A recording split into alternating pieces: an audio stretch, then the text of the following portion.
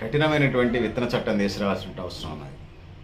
So వ్యవసాయ రంగానికి సంబంధించిన చట్టాలు కఠినంగానే ఉండాలి.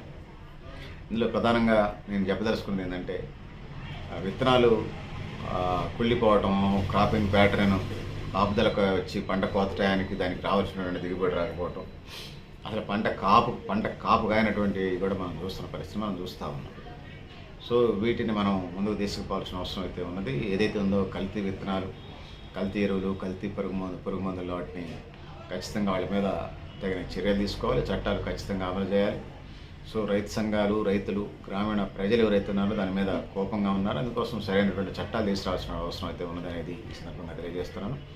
రైతులను మోసం చేయటం సరైనది కాదు అనేది ఈ సందర్భంగా నేను తెలియజేస్తూ ఉన్నాను. సో నకిలీ నాసి రకం విత్తనాలు సరఫరా చేసి రైతుల్ని దగా చేసినటువంటి ఏ పరిస్థితులను వదిలిపెట్టకుండా ఖచ్చితంగా పీడీ యాక్ట్లు పెట్టి జైలుకి పంపాలి. వాళ్ళ మీద రౌడీ షీటర్లు ఓపెన్ చేయాలి. రౌడీ షీటర్ అంటే కొంతమంది దందా చేస్తారు. ఇది మరీ దారుణంగా ఆరుగాలం పంటలు పండించినటువంటి వాళ్ళకి సంబంధించి.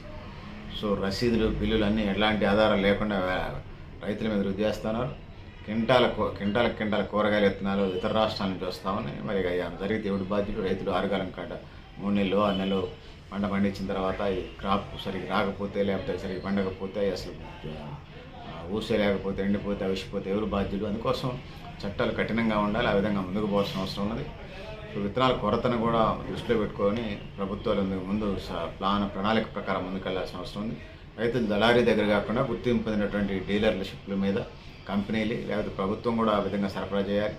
సో దేశంలో విత్తన చట్టం 66 నాటి విత్తన చట్టం, 1983లో విత్తన నియంత్రణ చట్టాన్ని కూడా తీసుకొచ్చారు. దాని తర్వాత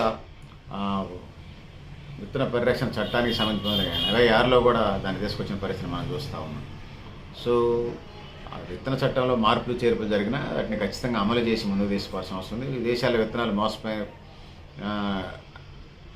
విదేశాల్లో విత్తనాల మోసాలను పకడ్బందీగా నియంత్రించడమే కాదు, రైతులను మోసగిస్తే తీవ్రమైన చర్యలు ఉంటాయి కొన్ని దేశాల్లో. మరి ఇండియాలో పరిస్థితి లేదు. మనం అవైపుకు అడుగులు వేయాల్సిన అవసరం అయితే ఉన్నదని తెలియజేసుకుంటూ, సో కఠిన చట్టాలు అమలు చేయాలని చెప్పేసి నేను Garidapalli Satyanarayana, new Lakshya organization. Thank you. రణాలు పెద్దదారు మిత్రులారా.